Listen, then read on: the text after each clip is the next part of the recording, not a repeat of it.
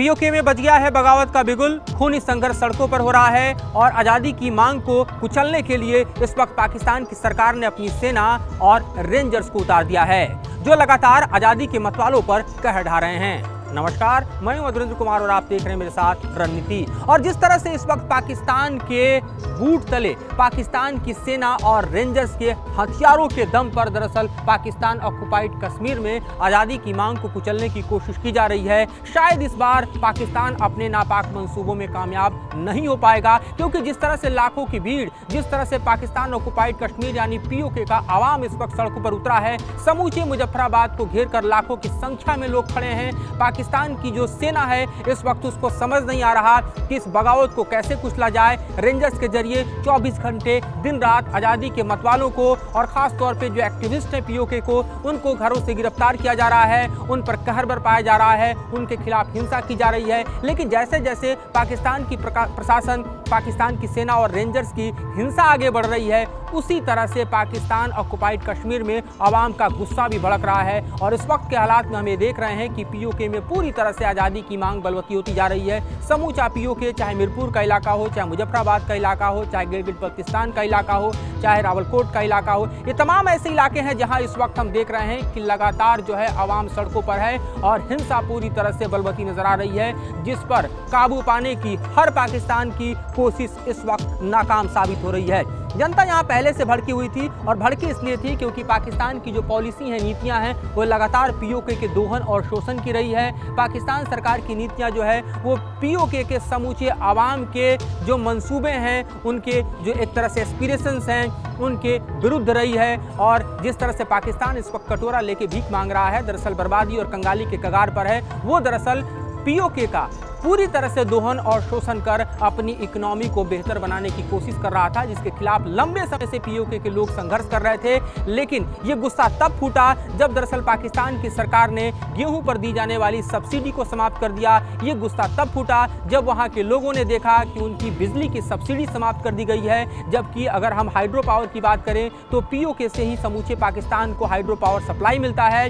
तो इस तरह से पीओके के लोगों को ये समझ में आ गया कि पाकिस्तान की सरकार की नीति और नीयत दोनों ही इस आवाम के विरुद्ध में है। और इसलिए हम देख रहे हैं कि इस वक्त न सिर्फ गुस्सा फूटा है बल्कि हिंसा की आग में पूरा पीओके जल रहा है, जिसको कुचलने के लिए सबसे पहले तो पाकिस्तान की सरकार ने स्थानीय प्रशासन और पुलिस के हवाले जो है वो प्रदर्शनकारियों को किया था, जिन्होंने भारी पैमाने पर आंसू गैस चलाए, गोलियां चलाई, कहर बरपाया। लेकिन आवाम भी पीछे नहीं हटी, प्रदर्शनकारी भी पीछे नहीं हटे और सीधे भिड़ंत हुई, जिसमें सैकड़ों की संख्या में लोग घायल हुए, सैकड़ों की संख्या में पुलिस के लोग घायल हुए।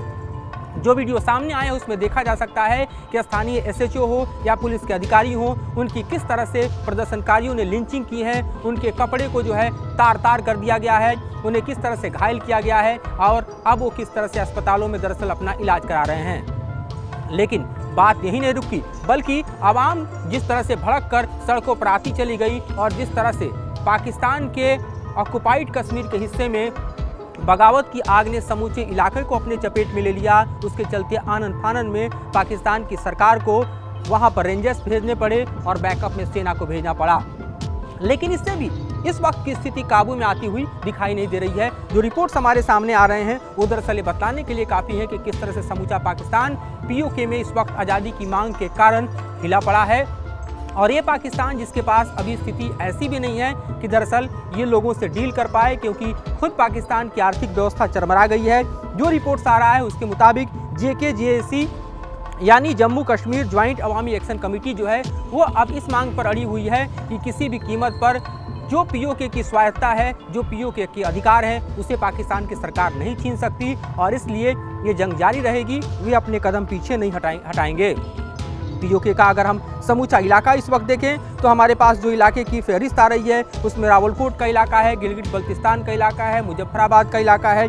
उसके अलावा आप देखिए तो मीरपुर का इलाका है। जो अन्य इलाके इसमें शामिल हैं जहां पर लोग भड़क कर इस वक्त सड़कों पर हैं, जहां पर हिंसा जारी है, उनमें तमाम ऐसे इलाके भी हैं जिनकी लिस्ट जो है इस वक्त हमारे पास मौजूद है। उसमें सहमहनी का इलाका है, सहनसा का इलाका है, मीरपुर, रावलकोट, खुतरा, ततापानी, हटियन बाला, ये तमाम ऐसे इलाके हैं जहां पर इस वक्त जो है आज़ादी की मांग बुलंद हो रही है। पाकिस्तान सरकार के खिलाफ आवाम सड़कों पर है, गुस्सा भड़का हुआ है और हिंसा लगातार बढ़ती जा रही है, जिस पर काबू पाने के हर कोशिश, हर प्रयास इस वक्त नाकाम साबित हो रहे हैं। इस वक्त जो हालात हैं उस हालात को देखते हुए समझा जा सकता है कि किस तरह से दरअसल पीओके पाकिस्तान के चंगुल से बाहर निकलना चाहता है, आज़ाद होना चाहता है।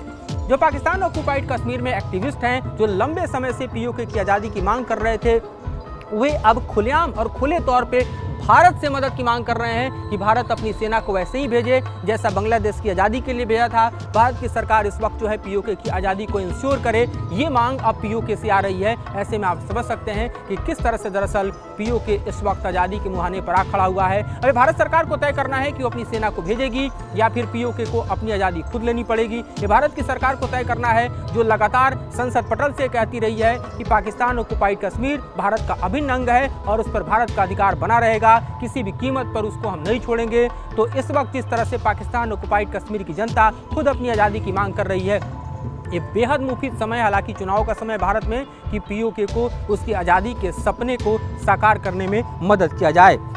और कुछ रिपोर्ट जो हमारे सामने है उसमें हम देख रहे हैं कि दरअसल इससे पहले भी आपको मैं याद दिलाऊं कि गिलगित बल्तिस्तान में तकरीबन 6 महीने पहले वहां पर भी भारी संख्या में लोग सड़कों पर उतरे थे और वे भी आज़ादी की मांग कर रहे थे। और जाहिर तौर पर गिलगित बल्तिस्तान से ये समूचा एक तरह से आज़ादी के मतवालों की जो जंग शुरू हुई है, अब मुजफ्फराबाद यानी पीओके की राजधानी तक आ पहुँची है, जहाँ पर इस वक्त आज़ादी के मतवाले अपना झंडा बुलंद करना चाहते हैं और पाकिस्तान की सरकार का झंडा उखाड़ फेंकना चाहते हैं। और इसीलिए हम देख रहे हैं कि दरअसल पीओके से जो खबरें आ रही हैं वो इस वक्त पाकिस्तान को हिला देने वाली हैं, उस पाकिस्तान को जो दरअसल इस वक्त खुद संभलने की स्थिति में नहीं है।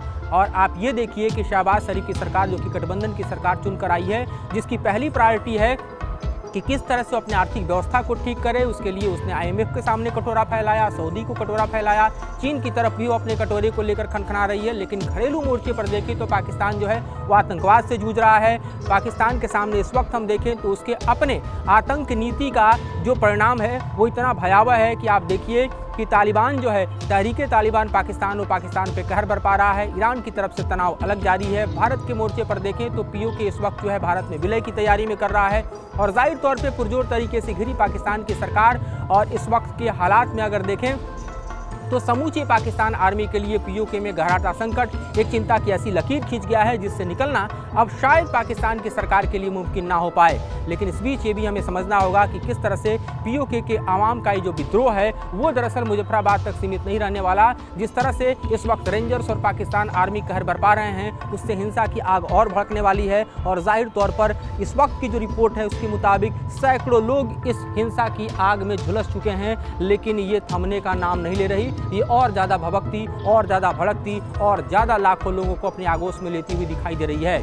अब सबकी निगाहें जाहिर तौर पे भारत पर टिकी है कि भारत क्या इस मौके का फायदा उठाएगा। सबकी निगाहें भारत पर इसलिए टिकी है कि क्या भारत के लिए मुफीद समय है कि वो अपनी सेना को भेजकर पीओके की आज़ादी को इंश्योर कर दे।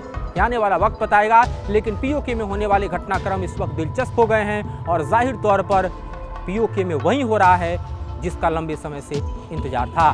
फिलहाल इस मुद्दे पर इतना ही। इससे जुड़े और डेवलपमेंट और अपडेट आपके सामने लेकर आते रहेंगे। फिलहाल मुझे और मेरे सहयोगी सुभाष को दीजिए विदा।